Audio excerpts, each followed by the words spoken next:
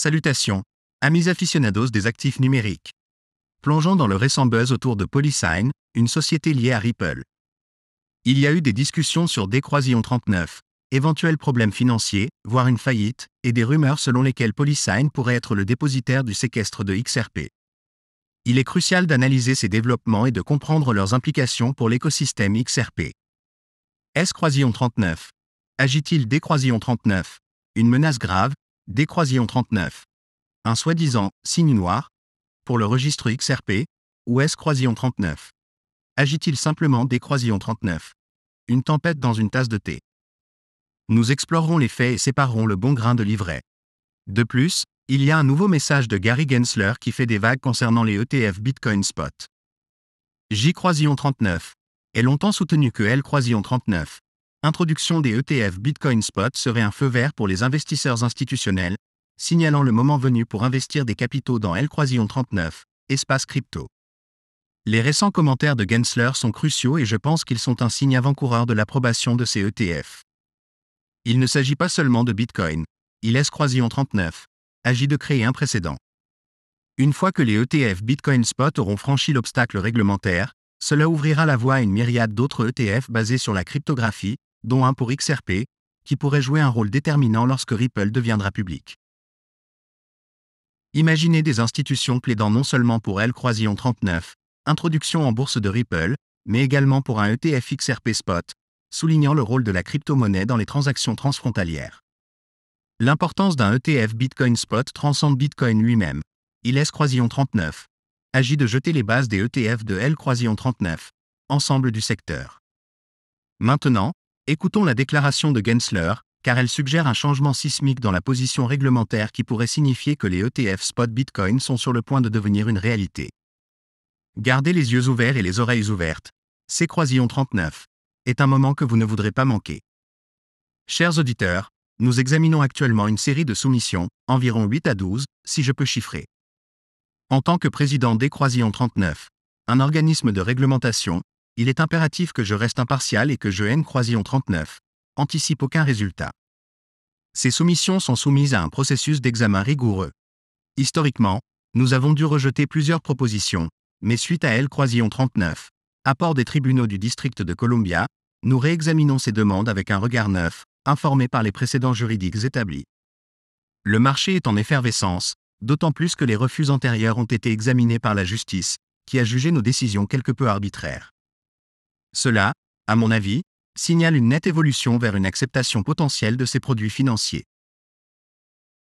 Cela pourrait annoncer un changement monumental dans la dynamique du marché. Considérons le scénario dans lequel Bitcoin devient une offre de base aux clients des institutions financières. Cela entraînerait probablement une réduction significative du Bitcoin disponible sur le marché libre à mesure Q-39. Il serait absorbé par ces véhicules D-39. Investissement, ce qui pourrait augmenter considérablement la valeur du Bitcoin. Mais l'effet d'entraînement ne s'arrêtera pas avec Bitcoin.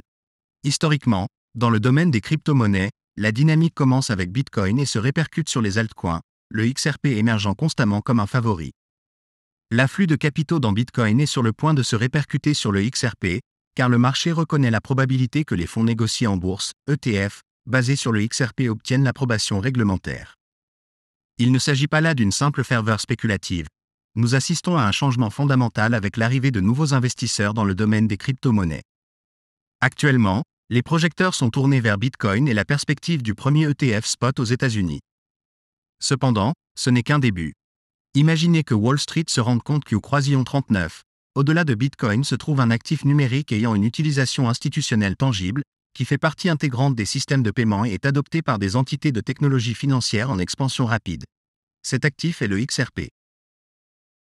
Son utilité inhérente et sa facilité D-39. Intégration en font une proposition attrayante que les investisseurs institutionnels peuvent proposer à leur clientèle. Il s'agit d'un moment charnière, témoignant de la proximité d'une ère de transformation du système financier, bien plus proche que beaucoup ne pourraient le croire. En passant, il est crucial de dissiper une idée fausse courante concernant la structure du Bitcoin. Bien Q-39, elle soit souvent présentée comme décentralisée, la réalité est que son pouvoir de validation est concentré entre quelques entités sélectionnées, ce qui est en contradiction avec la véritable philosophie de la décentralisation. Malgré sa large diffusion, l'influence réelle est détenue par une poignée. Ce point est essentiel car il souligne la différence entre une simple distribution et une véritable décentralisation, pierre angulaire du discours utilisé par les partisans du Bitcoin. Cependant, l'importance de l'ETF au comptant Bitcoin s'étend au-delà du Bitcoin lui-même. Il symbolise l'adhésion institutionnelle à l'écosystème plus large des crypto-monnaies. Malgré les limites inhérentes au Bitcoin et les problèmes d'équation 39, évolutivité, que je pense que XRP est bien mieux équipé pour surmonter, L-Croisillon 39. Introduction de capitaux institutionnels et de nouveaux acteurs du marché via L-Croisillon 39.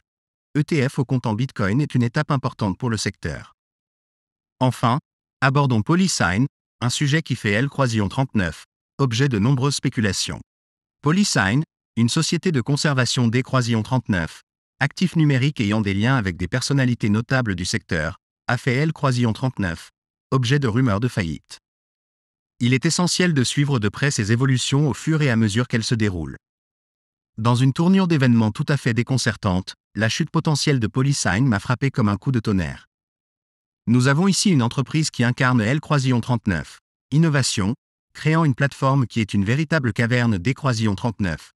Aladdin pour les acteurs institutionnels, offrant un mélange homogène de crypto-monnaies, D-Croisillon 39, actions et D-Croisillon 39. Une myriade de titres, tout en étant pionnière dans la tokenisation de ses actifs. L'idée qu'une entreprise aussi pionnière soit menacée de faillite est tout simplement sidérante, surtout si l'on considère le manque à gagner de seulement 25 millions de dollars, une goutte d'eau dans l'océan pour les titans de l'industrie. Considérez Ripple, un monstre dans L-Croisillon 39, espace avec un trésor de guerre qui éclipse le montant nécessaire pour récupérer Polysign.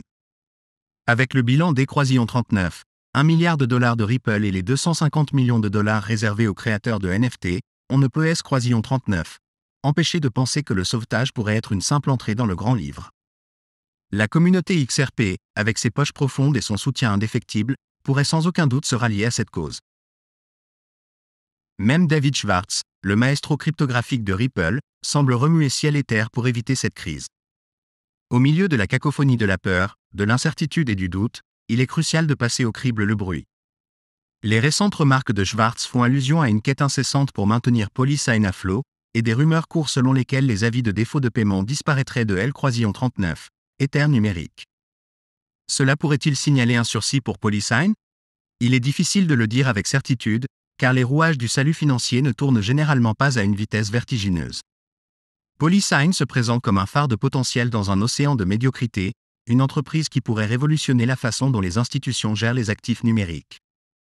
L'idée selon laquelle une telle entreprise pourrait échouer, surtout lorsqu'elle est entourée d'un capital apparemment infini, suggère que ce récit ne se résume pas à ce qui est visible en surface. Quant aux implications sur Ripple et XRP, mettons les choses au clair. Le séquestre XRP reste épargné par les tribulations de Polysign. Toute spéculation contraire est infondée. Même si les solutions innovantes de Polysign auraient pu constituer un formidable atout dans les relations institutionnelles de Ripple, la situation difficile actuelle ne signifie pas la mort de Ripple ou de L-Croisillon 39, écosystème XRP dans son ensemble. L'avenir de Polysign est en jeu, mais si j'étais un parieur, je parierais sur sa survie. Il est difficile d'imaginer qu'une entreprise dotée d'une propriété intellectuelle et d'un potentiel aussi riche disparaisse simplement dans le vide ou soit rachetée par un rival. Il y a de fortes chances que Ripple intervienne avec une bouée de sauvetage stratégique ou que Polysign navigue dans ses eaux agitées. En conclusion, même si la situation est particulière et mérite une observation attentive, elle n'est pas un signe avant-coureur d'une catastrophe pour Ripple ou XRP. Rassurez-vous, à mesure que de plus amples informations seront révélées, je serai là pour partager les dernières informations. Restez à l'écoute et rappelez-vous que les courants sous-jacents dans le monde des actifs numériques sont souvent plus profonds qu'il n'y paraît.